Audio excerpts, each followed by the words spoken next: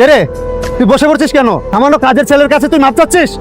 তোমরা আমাকে প্রতিদিন বিরক্ত করো, আমি কিন্তু টিচারের কাছে কমপ্লেইন করব। কে বলবি বল, আমাদের কোনো কিছুই যায় আসে না। খুব ভালো লাগে ইফটিজিং করতে না ঋতু?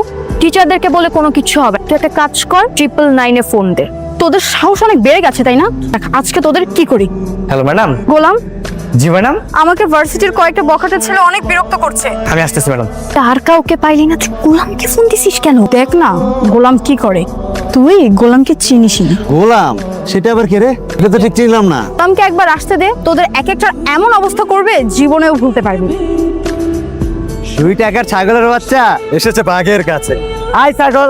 গোলাম, ওরাই আমাকে বিরক্ত করছিল। কি ব্যাপার ভাই, আপনারা আমার ম্যাডামকে ডিস্টার্ব করতেছেন? তো ডিস্টার্ব করেছি, এখন চুমু খাবো। ওঠ।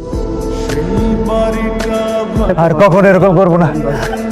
বুঝলি তো এবার, এটাই আমার গোলাম।